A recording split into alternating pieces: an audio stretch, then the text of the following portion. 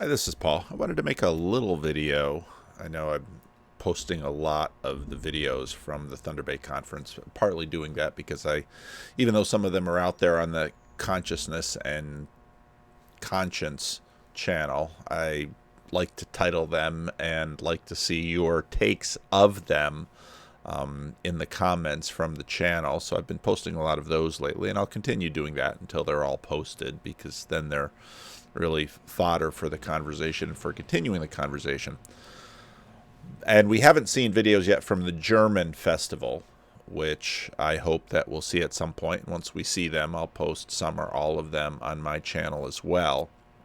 But someone on Twitter pointed out this video to me, which has some protests in it against Jordan. He's talking about some tickets. Some tickets are available for a couple of new appearances. Maybe you'd like to attend. I understand that there are some people for whom my mere presence in the same global hemisphere provokes fits of pique and resentment.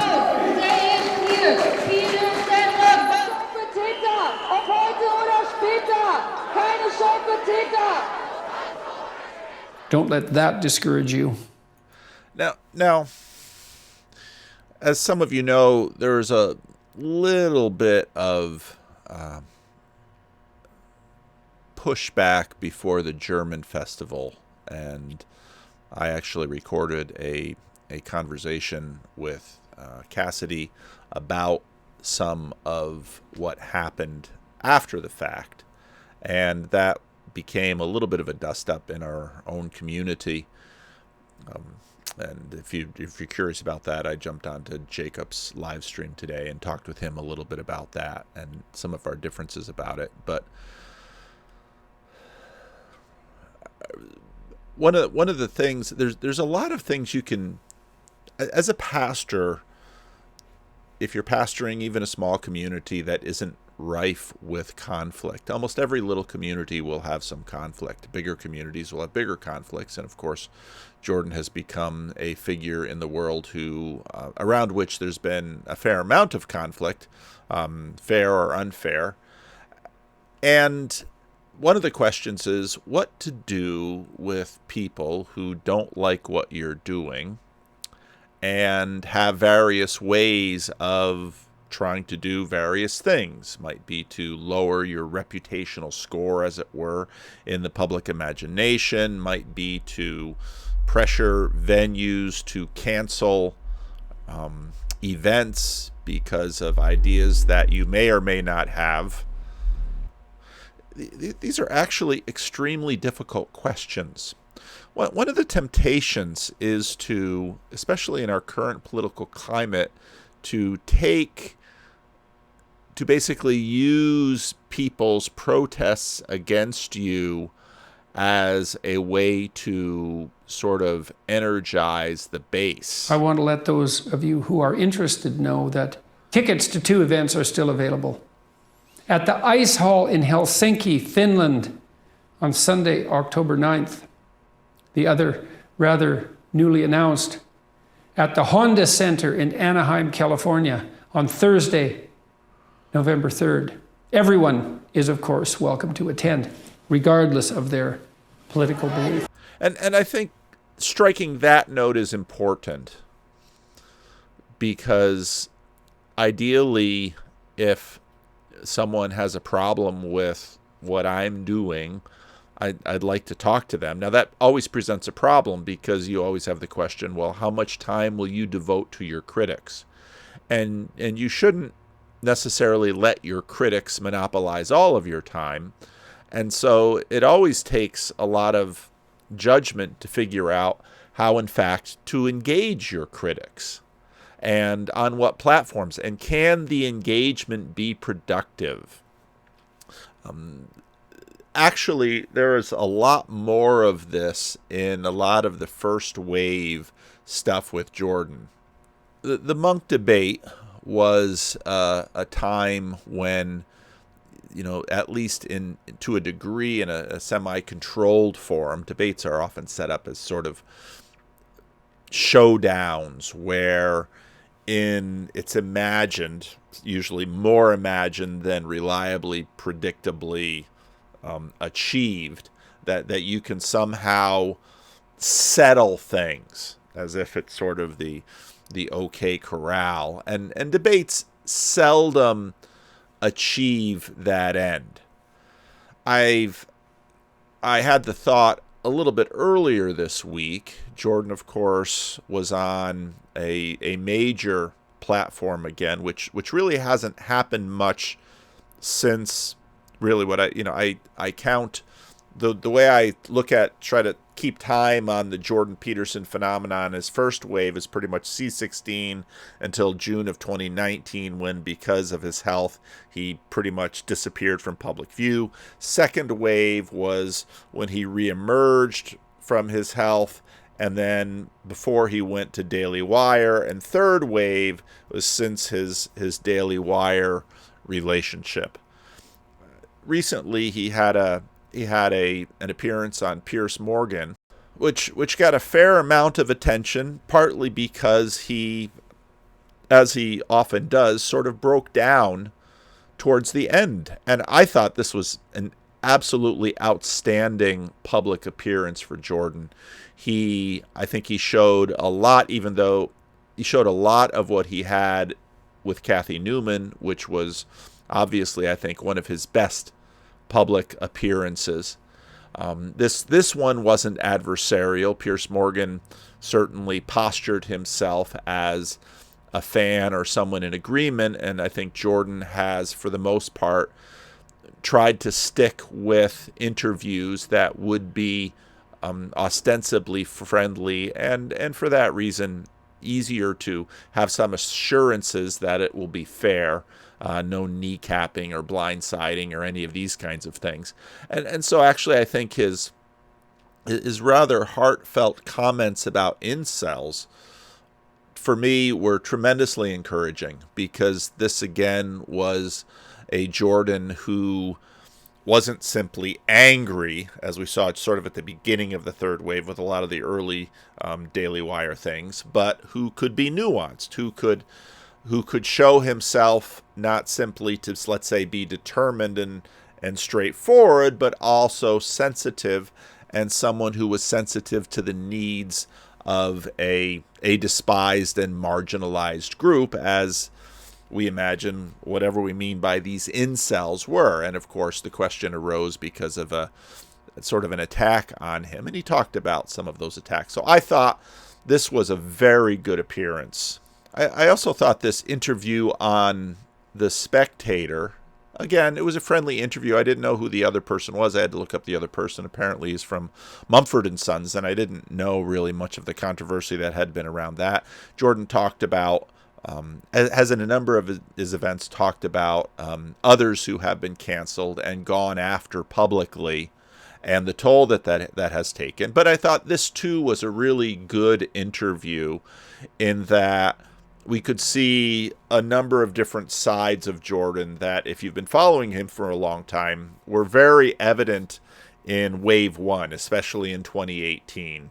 And I think, again, highlighted in the Kathy Newman interview, where he could engage his critics, I think, productively, and in some cases, as with the Kathy Newman interview, masterfully, to a degree that, as I've mentioned many times, one person in my local meetup in 2018, when we were talking about him, one person said, well, I'll re-paraphrase what he said to me. Jordan's stock basically keeps rising when he's attacked unfairly, and he shows by the way that he responds to the accusation, he shows that the attacks are, number one, unfair, and that the attackers themselves look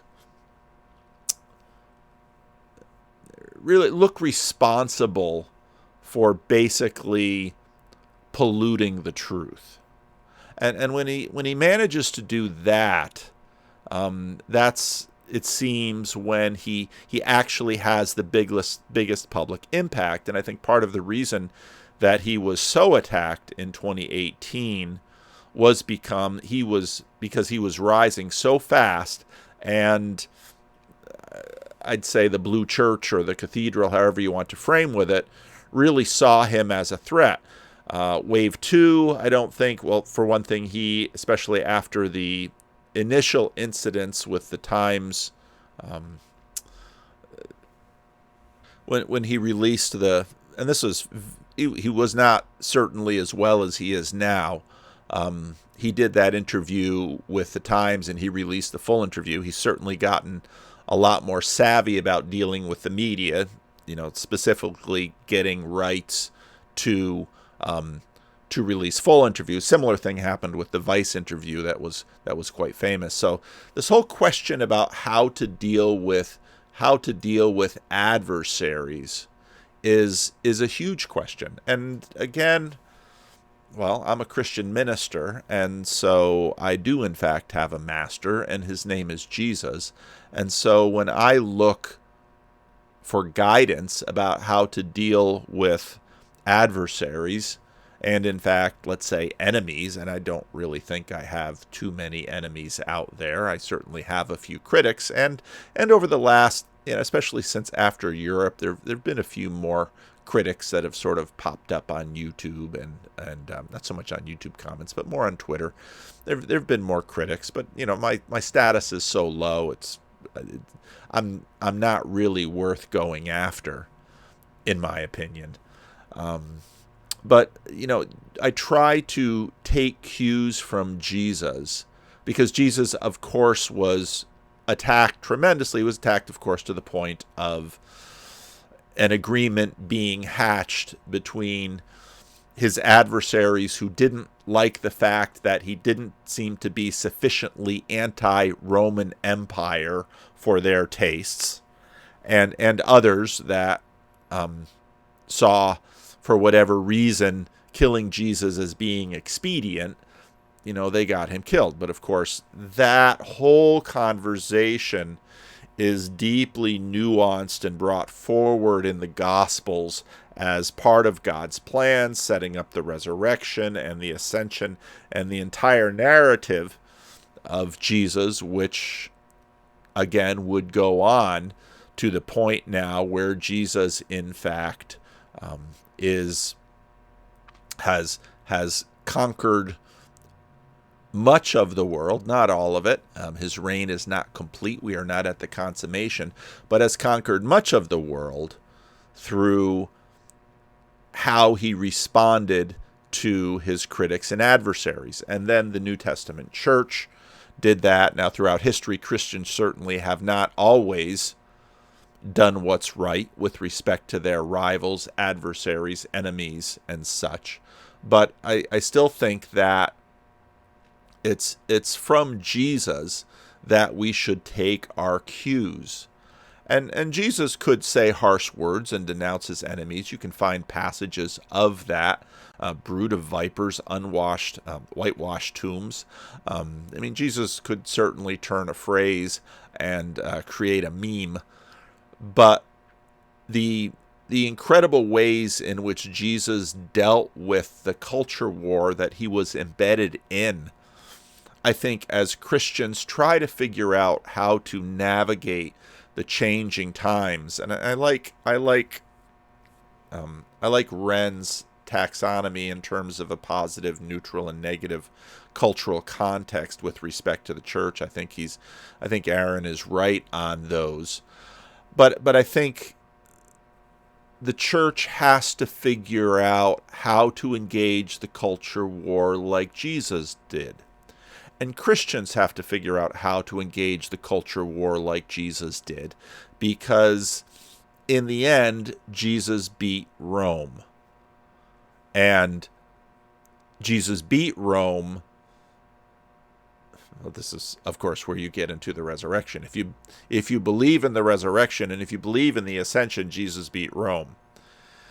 If you don't believe in the resurrection and the ascension, then you've still got to figure out what to do with the history of the fact that Christianity, in fact, did conquer the Roman Empire, and Christianity in the world today continues to be a tremendously vital force that, while in some ways struggling in Europe and to a degree the United North America, and to a degree the United States. I'd say less so in the United States than in Canada.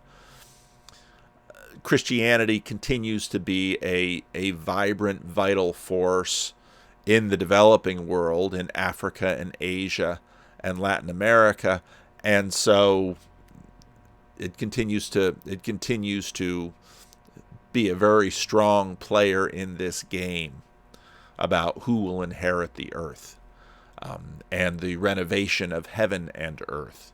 So just again looking and asking questions about, okay, how do we respond to our enemies and adversaries? What is the best way to do so? And I think the best way to do so with respect to enemies and adversaries is one that basically wins over your enemies and adversaries. And because I think in the long term, of course, in Christianity, Jesus says, while, the Apostle Paul notes, while we were yet sinners, he moved on our behalf and died on our behalf. And we see this, of course, we see this very vividly in the life of the Apostle Paul. And Jesus, of course, Paul doesn't seem necessarily moved by the self-sacrifice of the cross as much as the presentation from heaven. Saul, Saul, why do you persecute me? You know, the kicking against the goads. So I just wanted to note this, and